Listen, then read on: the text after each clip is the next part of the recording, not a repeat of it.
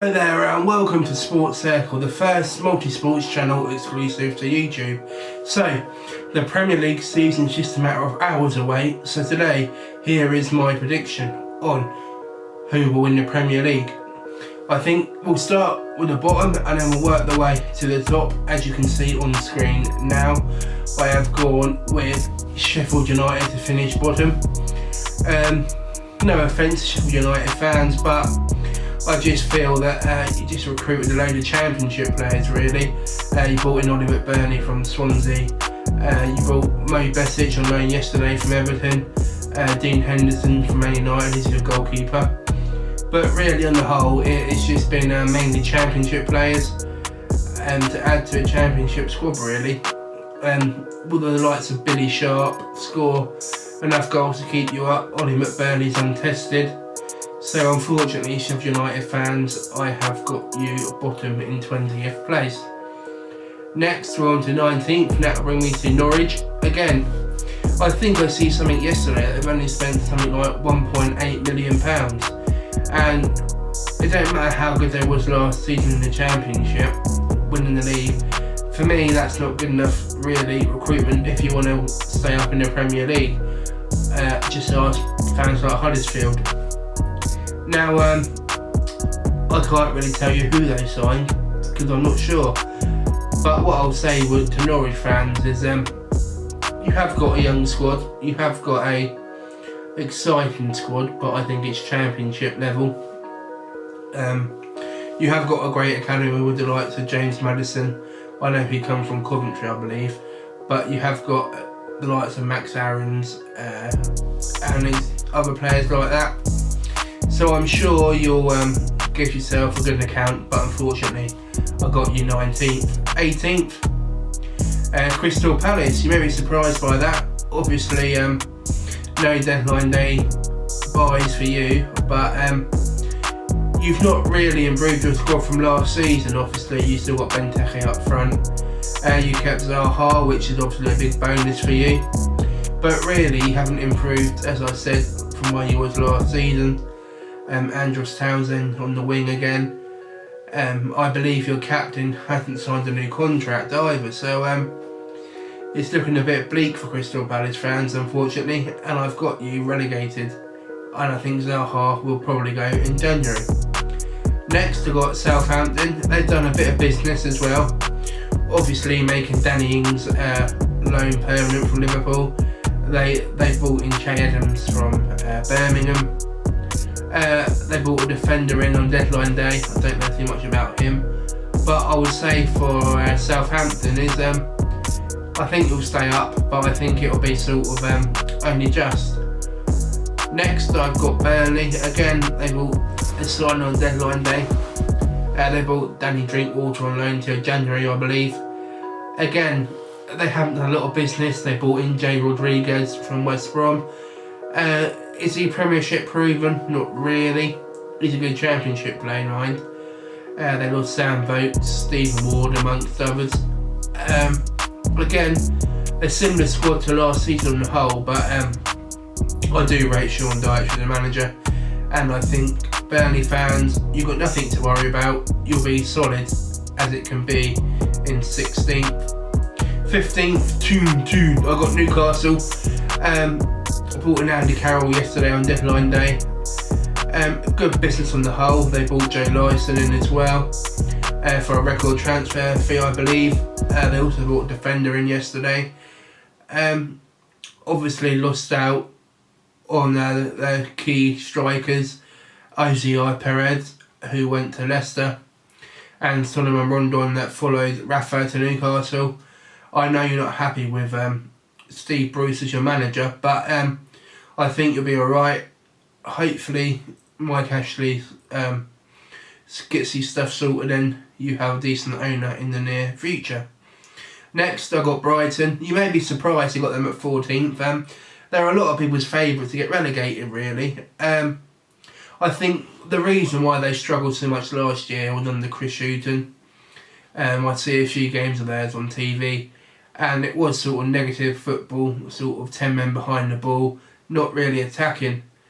I suppose you can only attack so much with Glenn Murray in your team, but really, I'm sure some Brighton fans that I've spoke to, they were pretty depressed with what they see last season. Obviously, a new manager now in Graham Potter. You broke your transfer for record a few times.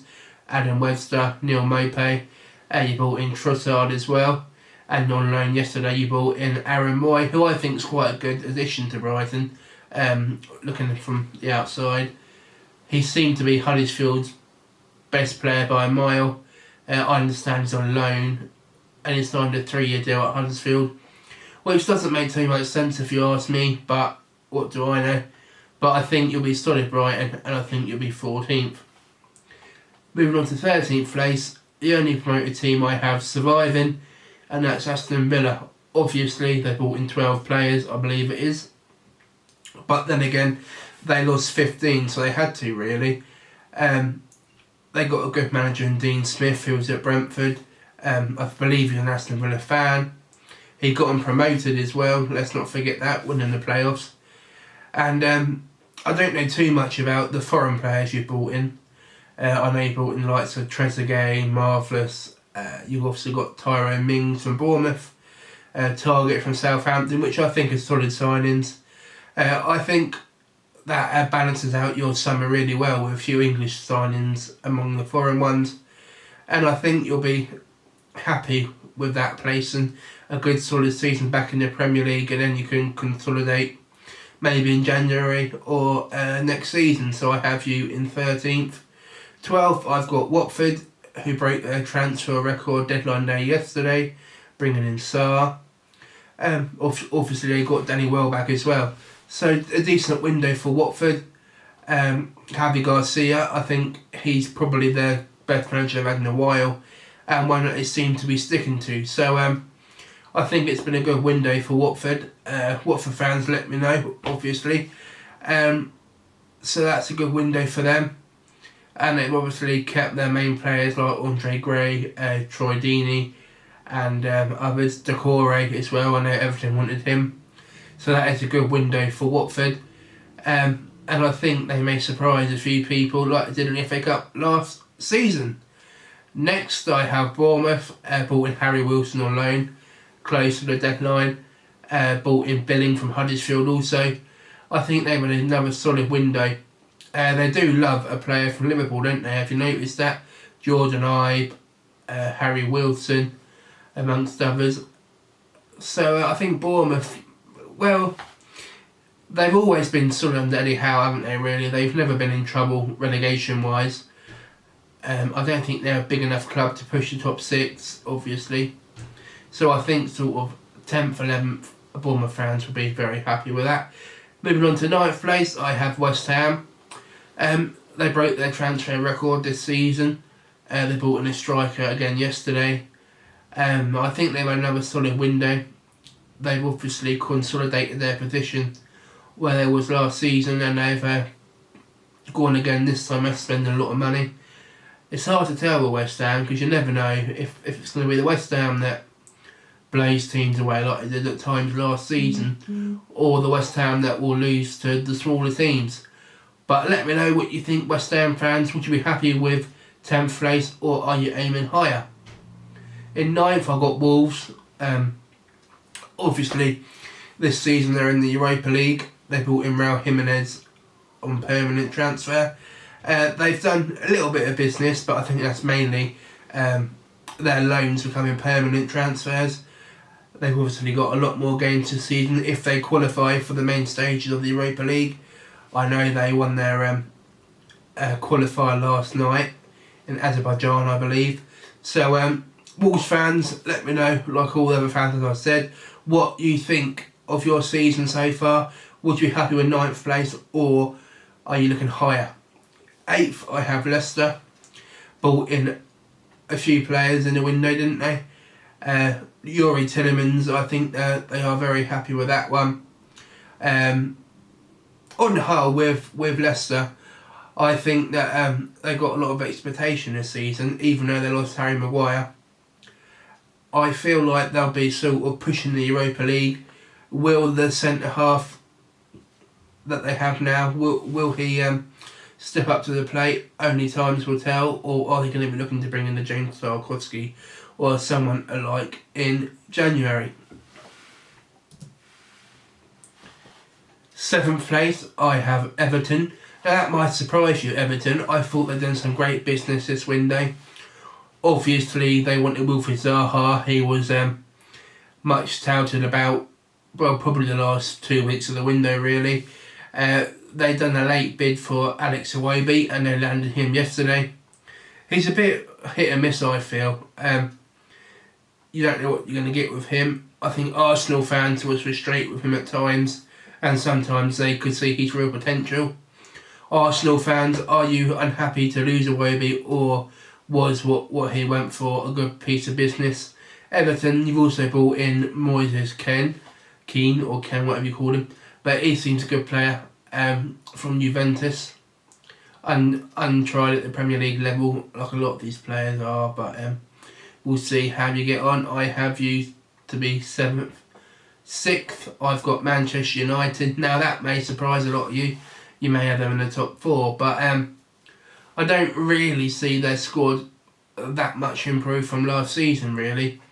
Obviously, Harry Maguire coming in will boost their defence and make them more solid at the back. They brought in Aaron Wan-Bissaka as well from Crystal Palace. He's a good right back, I'll give him that. But I think, speaking to Man United fans that I knew in particular, they wanted strength in midfield rather than sort of getting a striker. I think they're happy they've lost Lukaku, but I think the midfield was where they wanted to strengthen. Obviously, they was linked with the likes of Dybala, Bruno Fernandes, to name a few. But Man United fans, are you happy with how it's gone, or would you like some strength in the midfield? 5th, I've got Chelsea. Obviously, Chelsea couldn't strengthen apart from the 2 deals they had in already. Frank Lampard's new season, first in the Premier League. Will he step up to the plate? Who knows? He done well at Derby, getting them to the playoffs. Chelsea fans, are you happy with your young talent? The likes of Mason Mount, Fikayo Tomori, Zuma, to name a few. Or would you like a more experienced manager, given the fact that you was in the embargo and couldn't really strengthen your squad? Is 5th place good enough for you this season, or do you think Super Frank Lampard can break the top 4? 4th place, we've got Arsenal. Again, probably a surprise to some people. I think they had a great deadline day. They brought in David Luiz from Chelsea, also Kieran Tierney. I think, along with Nicolas Pepe, they have done some great business this window. Probably the best in the Premier League in some eyes. They obviously lost Laurent Koscielny, which was a bit unsavoury how he left with the whole taking up the Arsenal shirt and unveiling the Bordeaux shirt. But I think going forward, Arsenal will probably up there with Liverpool and Man City in the Premier League. Midfield's questionable. They brought in someone on loan from Real Madrid. I'll butcher his name. But it was the defence that most Arsenal fans said that they wanted to strengthen. David Luiz and Kieran Tierney. Will he strengthen the defence? We'll wait and see. But I think they'll finish 4th. 3rd, I've got Tottenham. Again, they had a great window. They brought in Ndombele. They brought in Moussa Dembele as well. Have they had a good window? I think they have. Obviously missed out on Dybala. But I don't think that was ever realistically going to happen with the image rights and whatnot. I think Tottenham will finish 3rd again, but I think they'll sort of close the gap as it was to the top 2. 2nd, I have Liverpool. A very quiet window for Liverpool. I don't know what their fans think of that. They just brought in a few youngsters, really, and Adrian as a backup goalkeeper. Are Liverpool going to challenge Man City? Have they closed the gap on Man City? Not really for me. I think Man City, the business they've done was minimal, but I think Man City have enough to sort of open the gap again and probably finish 5 to 10 points clear of Liverpool. Liverpool, was you happy with your summer business, and where do you think you need to strengthen? Probably backups for your front 3. So that leaves with the champions, you guessed it, Man City. They will win the 3rd title in a row. I think they're probably unstoppable this season, really. maybe they'll favour the Champions League over the Premier League a bit more, but I think the business they've done this summer was good. I wouldn't say they pulled up trees with who they signed, but I would say that they've done what they had to do, really. Back up with Fernandinho, and strengthen at left back also. So let me know what you think of my predictions, if I'm talking a load of rubbish or if I'm talking some sense. Don't forget to subscribe, as I said at the beginning. This is a brand new multi-sport channel that's not really been done by YouTube before, or YouTubers, if you want to call us that. So make sure you're subscribed. I'll have all sorts of sports. It's not just limited to football, of course, but that is just where the initial video is going. There's other people that will be on the channel as well, not just myself. So make sure you are subscribed and follow us on social media as well. I'll put our Twitter page below. If you want to follow me on, that'd be great. Don't forget to like, subscribe and share, and I shall see you next week.